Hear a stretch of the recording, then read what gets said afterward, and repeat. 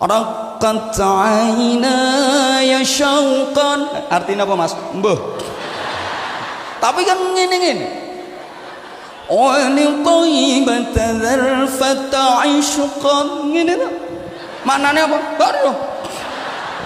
Fa ataitu ila habibi fahda ya qalbu wa rifqan salli ala Muhammad. Wes saya tahu diri, ini pasti banyak yang tertegun. Enak banget suaranya. Saya tahu diri, saya nggak mau masuk ke wilayah mereka. Wilayah saya diceramah, wilayah mereka melantunkan nasyid. Kalau saya masuk ke wilayah mereka, mereka nggak laku. Sebab kalau saya ditanya, orang segini banyak yang kumpul, ini siapa yang paling susah masuk surga? Jawaban saya adalah satu, yang paling tinggi jabatannya.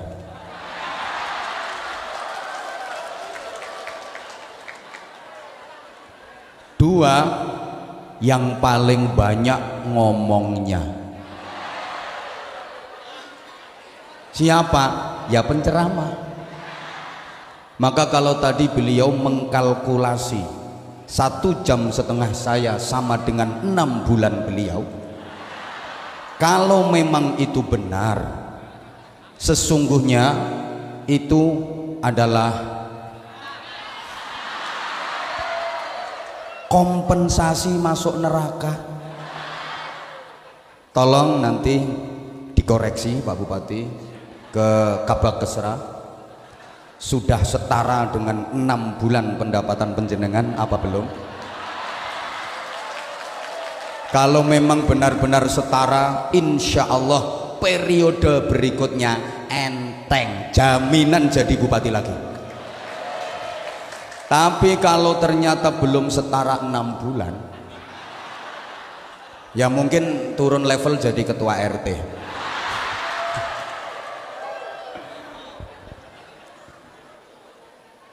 Pak Sekda beserta Ibu, Forum Komunikasi Pimpinan Daerah Kabupaten Purworejo, hadir Pak Kapolres, Pak Wakapolres, Pak Kasdim 0708, apal diapalke, Ketua, Wakil dan seluruh anggota Dewan Perwakilan Rakyat Daerah Kabupaten Purworejo, bersama seluruh pejabat yang hadir, kesuwen dihitung siji-siji, para camat, para kepala desa se-Kabupaten Purworejo, tokoh-tokoh masyarakat, Bapak Ibu jamaah sekalian, peringatan Maulid Nabi Agung Muhammad Sallallahu Alaihi Wasallam itu enggak harus dilaksanakan di bulan Rabiul Awal. Menurut saya seharusnya peringatan Maulid Nabi itu dilaksanakan setiap hari, agar kita diingatkan kembali dan diingatkan kembali kepada cermin agung kita yang merupakan tuntunan dalam kehidupan kita. Pertimbangan kedua, kenapa peringatan Maulid Nabi harus setiap hari? Supaya penceramah laris.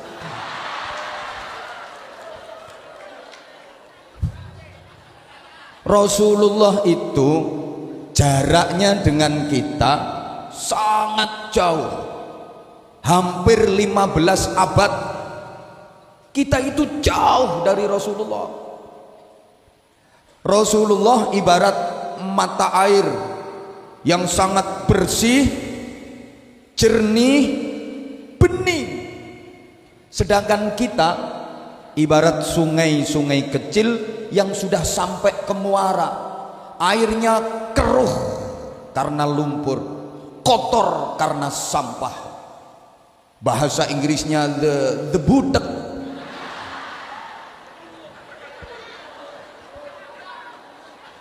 Bahkan mohon maaf, ada yang nggak sekedar sungai kecil tapi sudah jadi peceren, got, septic tank,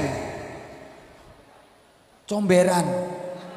Maka wajib hukumnya bagi kita untuk sekerap mungkin kita mendekat ke sumber mata air untuk mencari kejernihan, untuk mencari kebeningan. Kalau nggak bisa, setidaknya kita mendekat ke sungai-sungai besar yang airnya masih terjaga kebersihannya, agar kita mendapatkan minuman.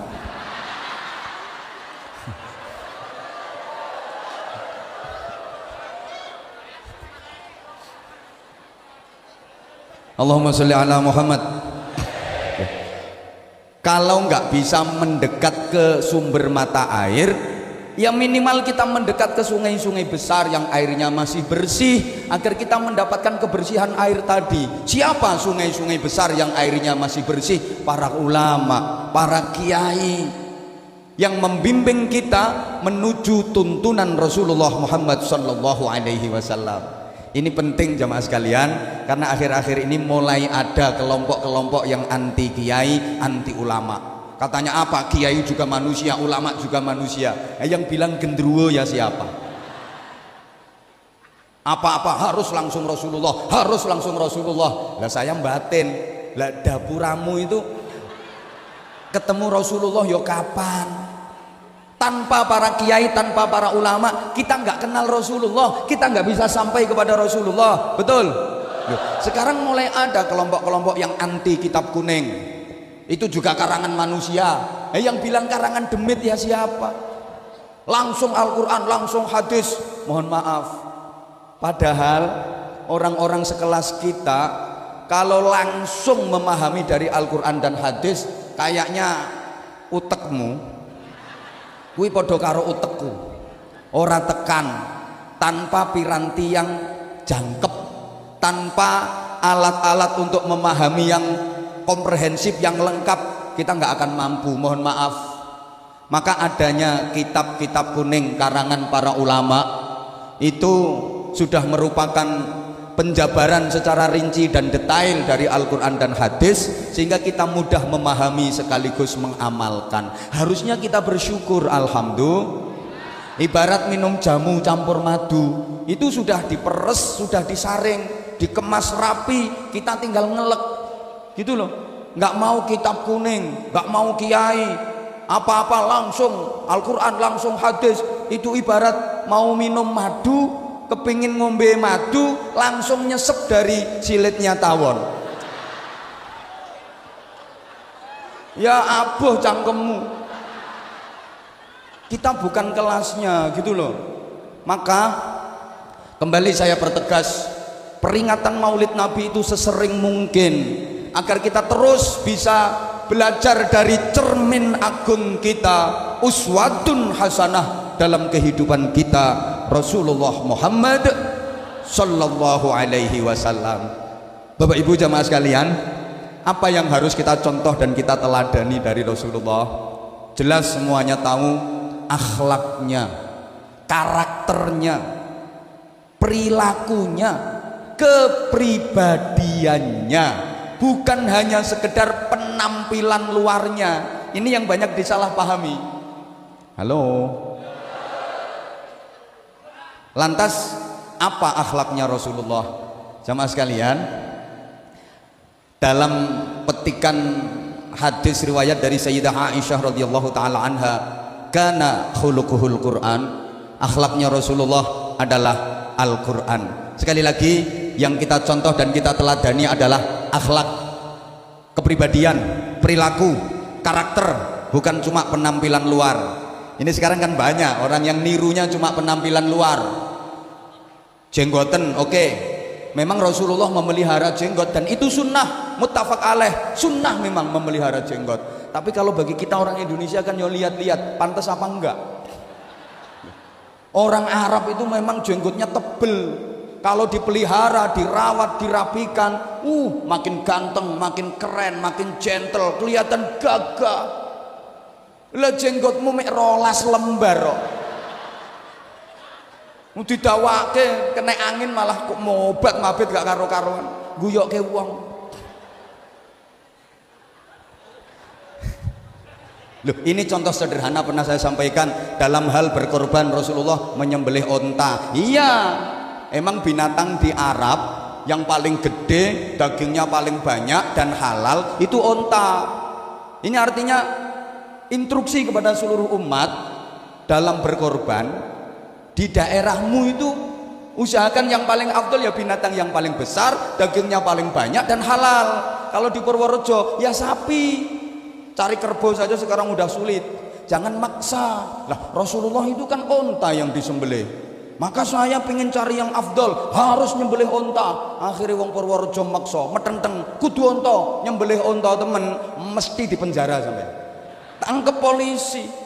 Lah dapat onta dari mana kalau nggak nyuri dari kebun binatang? Gini loh, Islam itu memang dari Arab. Tapi Islam nggak harus ke Arab-Araban semua. Kita bisa berislam ala Indonesia.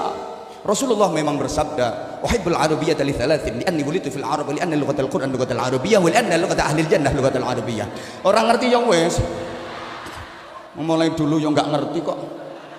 Aduh, aku mencintai Arab karena 3 hal kata Rasulullah. 1, aku dilahirkan di Arab, maka aku mencintai Arab. Bahasa Al-Quran bahasa Arab, bahasa ahli surga bahasa Arab. Ini pelajaran luar biasa bagi kita bangsa Indonesia. Juga harus kita tanamkan prinsip seperti ini. Aku mencintai Indonesia karena aku dilahirkan di Indonesia, maka mencintai Indonesia adalah bagian dari ibadah. Hadratus Syekh Mbah Hasyim Asy'ari sampai menyatakan hubbul waton minal iman. Maka mempertahankan keutuhan negara kesatuan Republik Indonesia itu jihad terbesar di negeri ini. Jangan salah sampean. Halo. Rasulullah pakaiannya kok jubah. Ini bukti bahwa Rasulullah menghargai budaya lokal. Undang-undang dalam berpakaian itu 1, nutup aurat, 2, sopan. Soal model terserah. Yang penting nutup aurat dan sopan. Karena orang Arab itu budayanya pakai jubah dan sorban, Rasulullah sangat menghargai sehingga Rasulullah pakai jubah bersorban. Tapi perlu diingat jamaah sekalian, yang pakai jubah dan bersorban bukan cuma Rasulullah. Abu Jahal yo pakai jubah, pakai sorban. Abu Lahab yo berjubah, pakai sorban. Bedanya apa? Beda. Berjubah, pakai sorban, wajahnya cerah, indah, penuh senyum, menawan, bersahabat. Rasulullah jubahan, sorbanan, wajahnya kereng, angker, betutut, nyaprut, kemaruk. Abu Jahal. Misalnya sampeyan niru pakai jubah boleh, bagus. Sholat Jumatan pakai jubah, sip. Sholat jamaah pakai jubah, sip. Menek kelopo jubahan. Urung entuk klopo muloro mbledos karo.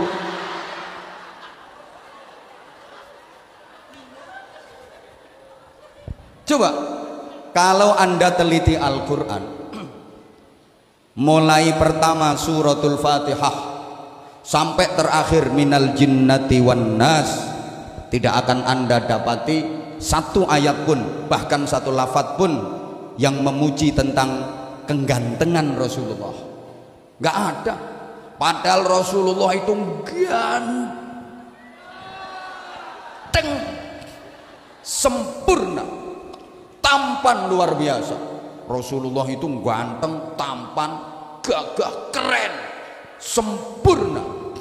Duh, katanya yang paling ganteng itu Nabi Yusuf. Ya, Nabi Yusuf memang ganteng, tapi orang masih bisa mensifati kegantengannya Nabi Yusuf. Masih bisa memandang kegantengannya Nabi Yusuf. Matanya begini, alisnya begini, wajahnya begini, masih bisa. Tapi kalau Rasulullah, tak seorang pun yang bisa mensifati karena nggak mampu menatap wajah Rasulullah. Saking gantengnya. Nabi Yusuf itu umpama rembulan. Kan orang masih bisa menikmati indahnya rembulan. Rasulullah itu matahari, srengenge. Orang nggak akan kuat. Matamu tidak akan mampu. Siapa ngomong matamu dewi? Tidak akan mampu memandang matahari itu. Itu kegantengan Rasulullah. Gantengnya Rasulullah itu sempurna, indah. Kalau bahasa Arabnya jamal. Makanya ada nasyid, oh ya jamalu ya jamalu. Indah. Indah itu hampir semakna dengan adil. Apa adil itu? Takrifnya, definisinya, wad'u syai' fi mahallih, menempatkan sesuatu pada tempatnya. Itu namanya adil. Kalau peci saya pakai di kepala, ini adil. Umpama peci ini saya taruh di dengkul, zalim namanya. Nah, indah seperti itu, sesuatu yang pas berada di tempatnya, itu indah. Payudara indah kalau dia berada di tempatnya, dada kanan dan kiri perempuan. Misalnya payudara itu tempatnya di batuk sini, nggak indah.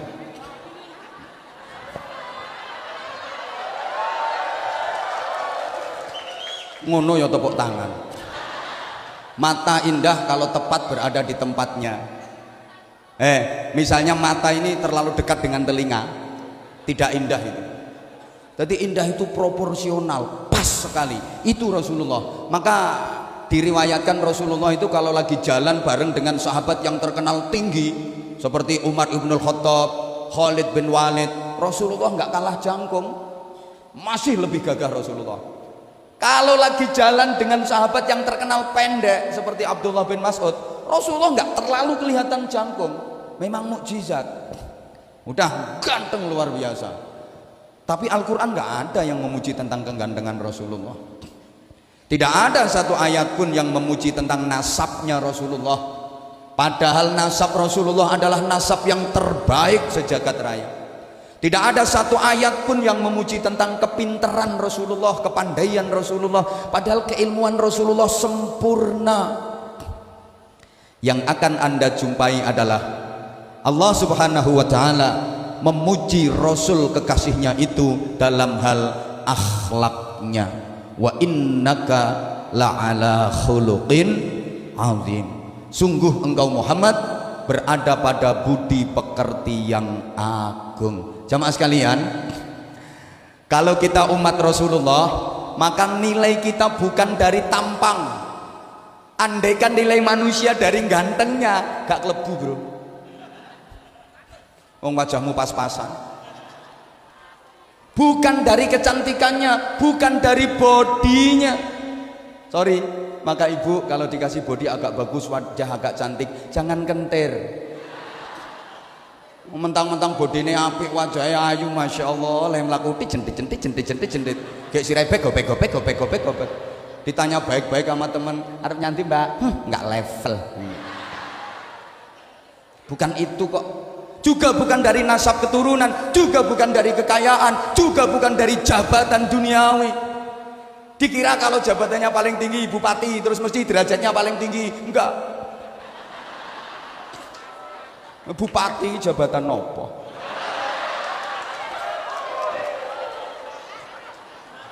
Makanya aku mulai dulu ditawari nggak pernah mau. Mending kayak gini, renes. Loh, kalau di forum kayak gini, kiai ketemu sama bupati, kiai nyangoni bupati, nggak ada undang-undangnya, nggak diatur dalam perda manapun. Tapi kalau bupati nambahi sangu ke kiai, wajib hukum. Kalau ingin terpilih kembali. Apalagi tadi beliau sendiri sudah mengkalkulasi 6 bulan kerja. Kayak gitu ibu ya jangan mudah percaya. Kadang 2 bulan kalau lagi dapat proyek, teken tok neret.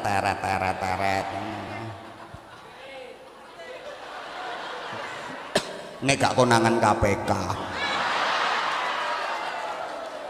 Sekarang harus ekstra hati-hati Pak Bupati. Kadang-kadang bupatinya nggak tahu apa-apa, terjebak sama anak buahnya yang pengkhianat itu. Tahu-tahu bupatinya diciduk, OTT, operasi tangkap tangan. Padahal bupatinya nggak ropo-opo. Anak buahnya sih udah kurang ajar nih. Makanya cari anak buah yang bener. Ada anak buah itu kalau di depan siap bapak, tapi nikung dari belakang. Sama Kapolres juga gitu. Dikira kalau di depan beliau, siap komandan, mesti patuh. Enggak, kadang-kadang minggat tau tak genteni ngono. Izin komandan.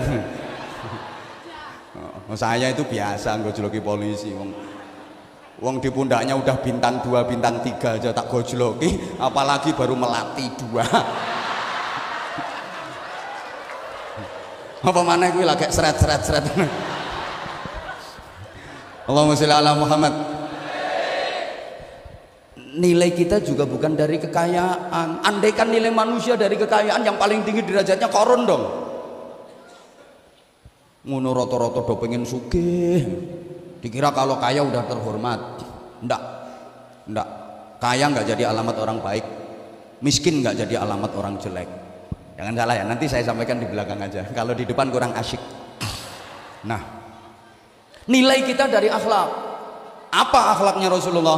Al-Quran. Minimal kita kalau belum bisa jadi pengamal yang benar, bisa jadi penghayat, minimal pembaca Al-Quran, ahli membaca Al-Quran. Di antara kehebatan orang yang ahli membaca Al-Quran, dikatakan ahli itu kulino ya.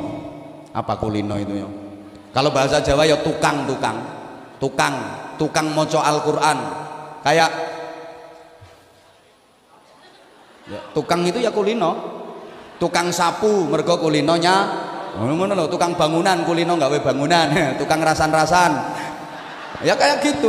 Lah dibilang ahli baca Quran, tukang baca Quran itu menurut para ulama setidaknya tiap hari baca Al-Quran 100 ayat. Nah, ini salah satu keistimewaannya ya. Ada kiai itu bermimpi. Mimpi ketemu sama Allah 99 kali. Ini enggak orang sembarangan mimpi ketemu sama Allah. Sampeyan juga bisa mimpi, tapi ya ketemu luwak, ketemu garangan, ketemu cempe. Pancen mimpi itu kan nyari setelan sendiri-sendiri. Kalau hati lagi kotor ya mimpi ketemu genderuwo, ya kayak gitu. Ini kiai mimpi ketemu Allah 99 kali. Kiai siapa? Kiai Ahmad Ibnu Hambal yang dikenal dengan nama Imam Hambali. Hebat Imam Hambali itu. Sampai Sultanul Aulia Al-Qutbur Rabbani wal Ghawthus Samadani Sayyidina Syekh Abdul Qadir Al-Jilani qaddasallahu sirrahul aziz, itu dalam fikihnya beliau mengikuti mazhab Hambali. Ya imam mazhab 4 itu ya top semua, Imam Hanafi, Imam Maliki, Imam Syafi'i, Imam Hambali. Tapi ketika wafat yang paling banyak mengiring jenazahnya itu Imam Hambali.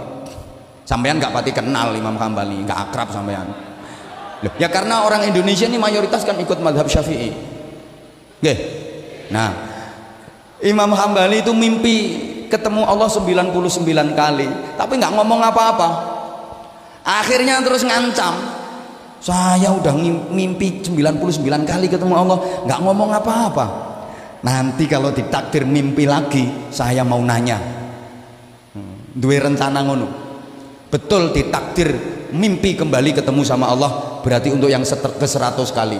Beliau kemudian bertanya, bima taqarrabal mutaqarribuna ahabba ilaika ya Rabb. Gak ngerti ya wes. Dengan apa seorang hamba bisa mendekat kepadamu pakai cara yang paling kau sukai wahai Allah? Allah menjawab, biqiraatil Quran. Dengan membaca Al-Quran hamba menjadi dekat dengan aku dan aku suka. Imam Hambali bertanya lagi, bifahmin au bi ghairi fahmin? Baca Qur'annya harus faham atau enggak faham enggak apa-apa? Allah menjawab, bifahmin au bi ghairi fahmin. Baik faham artinya maupun enggak faham artinya, no problem. Enggak masalah. Ora opo-opo, bahasa Inggrisnya no what. Kan ora kan no, opo kan what. Lah nek ora opo-opo ya no what. Iki mungkin yang jagani wong Purworejo sing kira-kira ora pati faham maknane Al-Qur'an. Faham ataupun nggak faham sama, Al-Quran dibaca bisa menjadi sarana mendekat kepada Allah, dan itu sangat dicintai Allah Subhanahu wa Ta'ala. Makanya baca Quran itu nggak faham maknanya nggak apa-apa. Anjene wong maca Quran ki ana sing maca Quran angen-angen sak maknane, ana sing maca Quran angen-angen sak mangane. Bismillahirrahmanirrahim. Alif Lam Mim. Dzalikal kitabu la raiba fihi hudan lil muttaqin. Soto apa rawon ya iki kon. Aku jenenge maca Quran nangen-nangen sak mangane. Enggak paham enggak apa-apa. Terus baca Quran. Kayak ngaji ya. Ngaji itu enggak paham yang disampaikan penceramah, enggak masalah. Pokok ngaji terus. Ada pengajian, berangkat. Ada pengajian, berangkat. Enggak paham apa yang disampaikan penceramah, enggak masalah. Pokok wayahe wong guyu, melok guyu. Nah, nanti selesai baru nanya, apa sing diguyu manggen? Mesti barokah. Sama zikir, nggak ngerti artinya, tak apa-apa, terus zikir. Ada istighosah, ikut. Gak ngerti artinya, ora apa-apa, melu. Jangankan sampean, yang mimpin istighosah itu kadang-kadang orang ngerti artinya. Ngapunten Kiai, ngapunten. Ya oleh gelo-gelo ya ora karuan. Bismillahi masyaallah la yusrifu su'a illallah. Bismillahi masyaallah la yasuqul khaira illallah. Artine napa Mbah? Raruh. Zikir orang ngerti artine, ora apa-apa. Ngertimu ya ora penting. Sing penting ngertine sing mbok zikiri. Sapa? Gusti Allah. Yang kita zikiri udah ngerti. Asal kita nyebut, zikir itu kan nyebut. Asal kita zikir nyebut, Allah tahu dah. Padha karo sampean mlebu restoran, diaturi daftar menu, makanan ini, minuman ini. Penasaran, ini kok ada minuman es mego mendung. Apa ini? Nggak ngerti es mego mendung itu jenis minuman apa. Zikir, sebutan ke pelayan, Mbak, es mego mendung. Padahal nggak ngerti sampean, tunggu 5 menit datang itu esnya.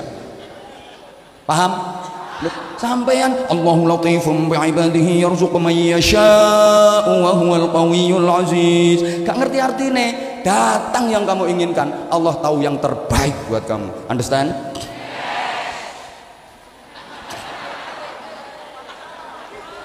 Kayak sholawatan, terus sholawat terus, gemakan sholawat terus, nggak tahu maknanya, gak apa-apa, sholawat terus, pasti dapat syafaat Rasulullah Sallallahu Alaihi Wasallam.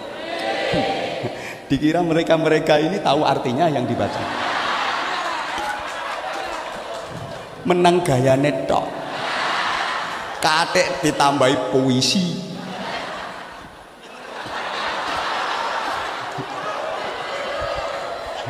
Dek tarhim diterjemah ana sing ora pas lah nerjemah. Kuwi lah nyontek teko ngendi? Duh ndak apa-apa, ndak ngerti artinya ndak apa-apa, teruskan bersolawat, terus bersolawat. Kadang mentok gayane tok.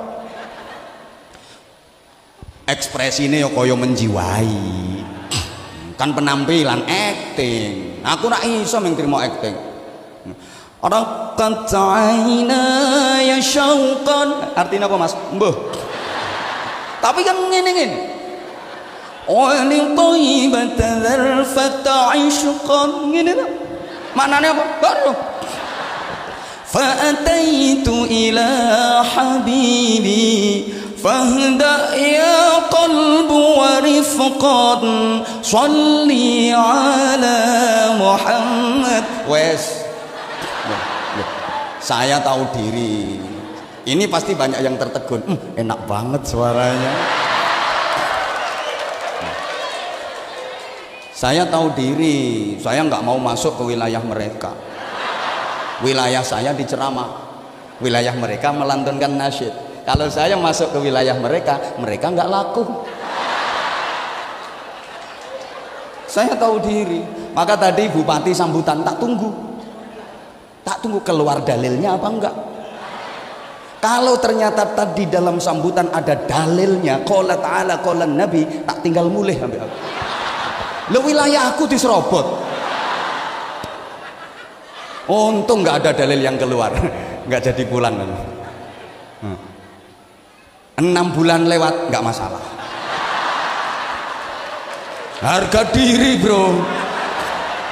Wilayah saya mau diserobot, saya juga nggak mau merecoki wilayah beliau. Paling bisanya saya kasih saran. Ngono, ada teritorialnya sendiri-sendiri. Lu nggak ngerti artinya nggak apa-apa.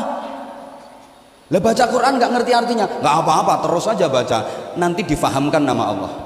Percaya nggak? Halo? Iki nek bahasa Indonesia terus koyo ono sing ora mudeng iki wong Purworejo. Ya dicampur Jawa nggak apa-apa nggih? Sampeyan maca Al-Qur'an ora ngerti artine ora apa-apa, ora paham maknane ora apa-apa, terus wae leh maca, engko difahamke karo Gusti. Kayak gini loh. Sampeyan itu orang Jawa, nggak ngerti bahasa Madura. Tinggalnya di lingkungan Madura. Diajak omong-omong sama orang Madura, mau saja. Gembel terus karo wong Madura. Nanti minimal faham karepe wong Madura. Walaupun nggak bisa ngomong tapi faham karepe. Loh, saya ini nggak bisa bahasa Inggris, jujur. Tapi sering diundang ceramah ke luar negeri. Nggak percaya tak antem ya. Buka YouTube, ketik Anwar Zahid Korea Selatan, metu. Nembok ketik Agus Bastian Korea Selatan, nggak ada.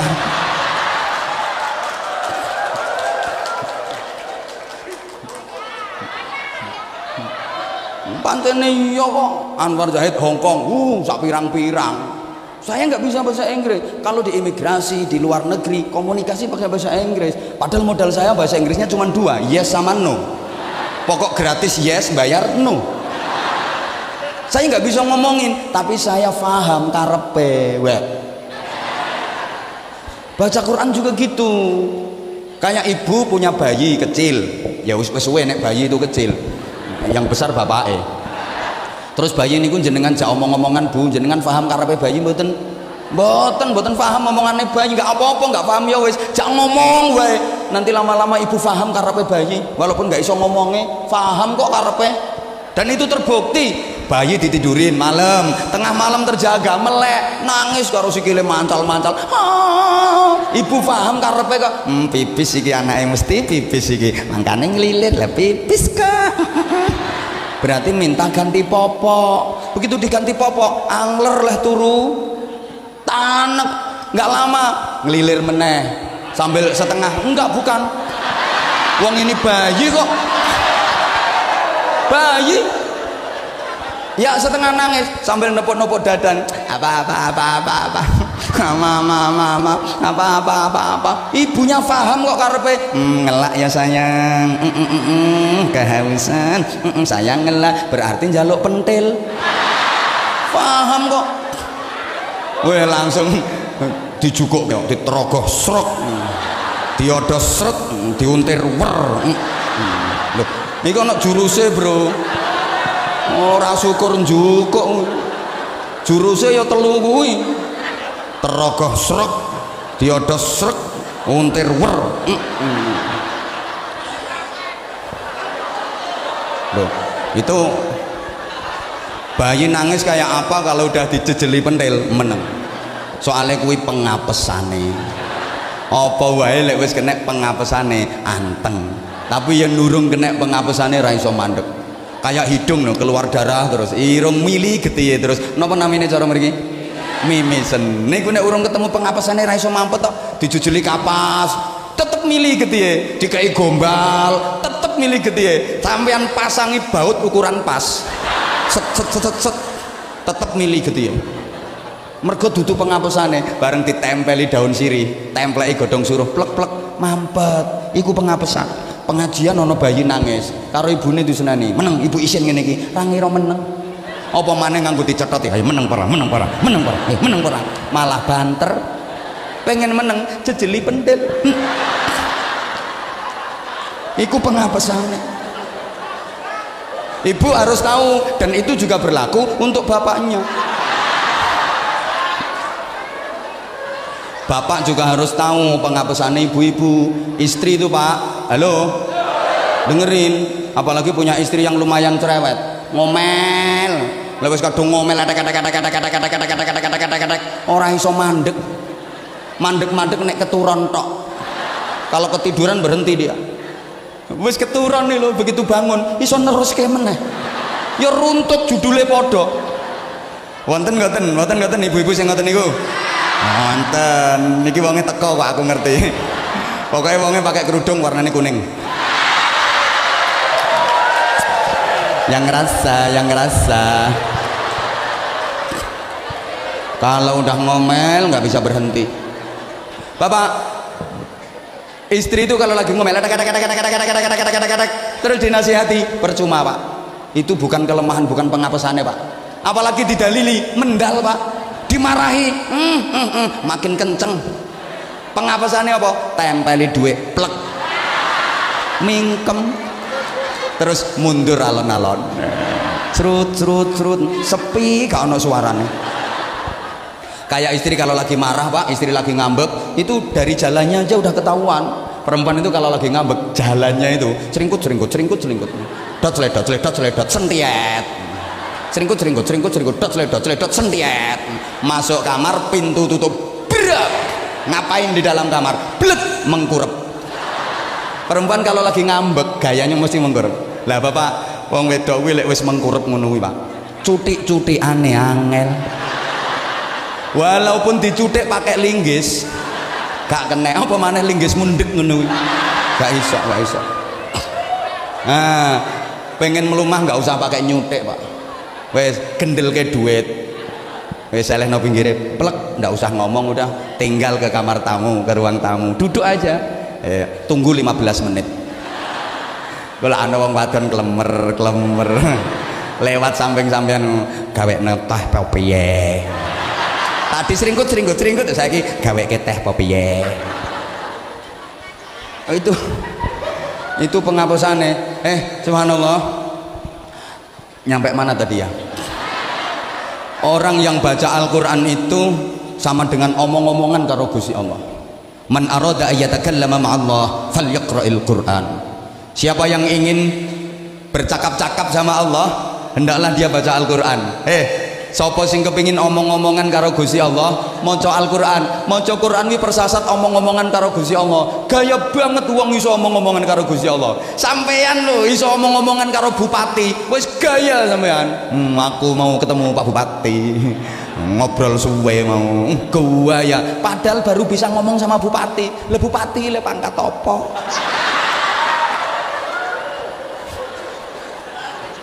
Ngono wis gaya sampean. Ya sawangane wis pati nanti dikawal. Nggo pulpen ora gelem nggawa dhewe. Njaluk digawake asisten. Map njaluk digawake asisten. Padahal pulpene bupati juga sampai sak kentol to gedene.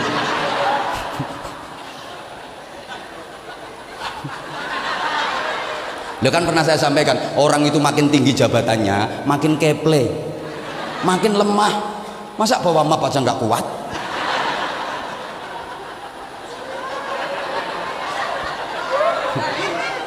Dulu rungokne to.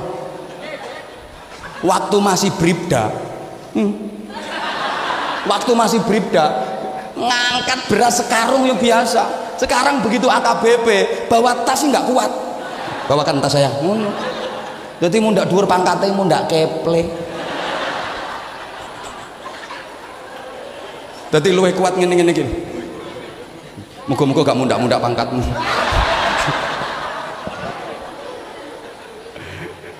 Ya Allah, lah orang kalau bisa omong-omong sama Allah, sering baca Al-Quran, sering omong-omongan sama Allah, berarti akrab sama Allah, orang dalam.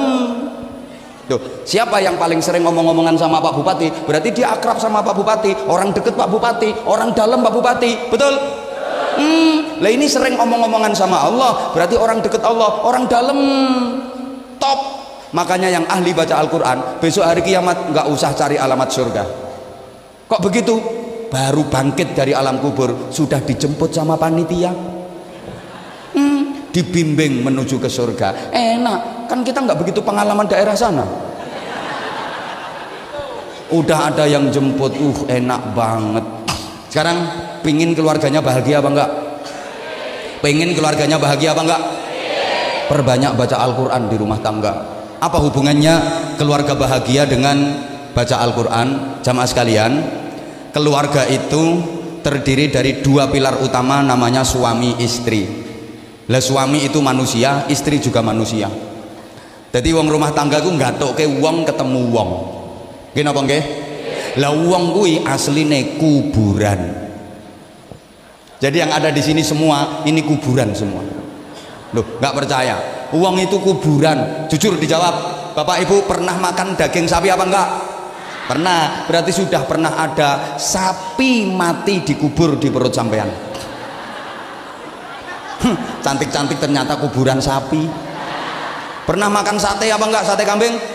Berarti wis tahu ono wedhus mati dikubur nang weteng sampean.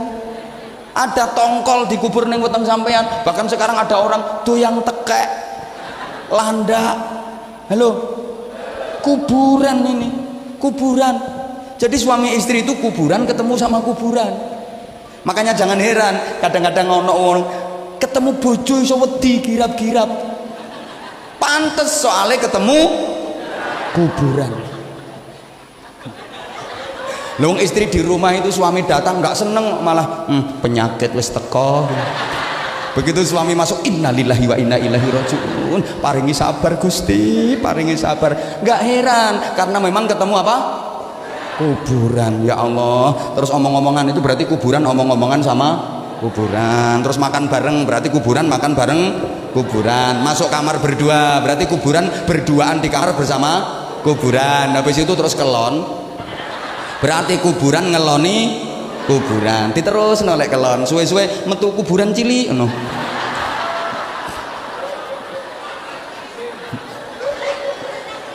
Nah, kuburan cilik iki mundak gede terus dipindoni nek kelon terus metu kuburan cilik meneh. Mundak gede pindoni meneh nek kelon metu kuburan cilik meneh. Akhirnya rumah itu penuh dengan kuburan. Kadang satu rumah ada kuburan 10. Lah kuburan itu punya watak angker. Angkernya kuburan akan hilang kalau dipakai baca Al-Quran. Nggak percaya? Cari daerah sekitar sini kuburan yang terkenal angker, kemudian pakai khotmil Quran, pakai bacaan Al-Quran. Nanti keangkerannya akan terkikis, lama-lama hilang. Orang yang tubuhnya itu kuburan, makanya lek bojomu pas nyaprut lambene lincip metu kuburan nih. Itu sering bacakan Al-Quran. Nggak salah, istri lagi marah disuwuk itu nggak salah. Nggak salah, sialnya ngomel, kata-kata laki-laki nggak benar, diem dulu, tunggu kalau dia tidur. Begitu tidur, auzubillahi minasyaitonir rajim. Sebel bon-bonane. Loh, engkau mak lampir ini pelet gerandong minggat.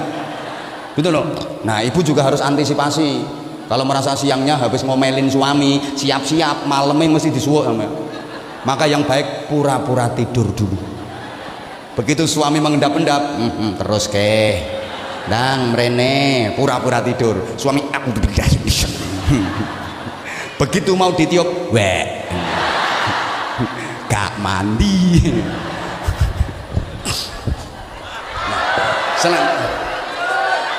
Iya.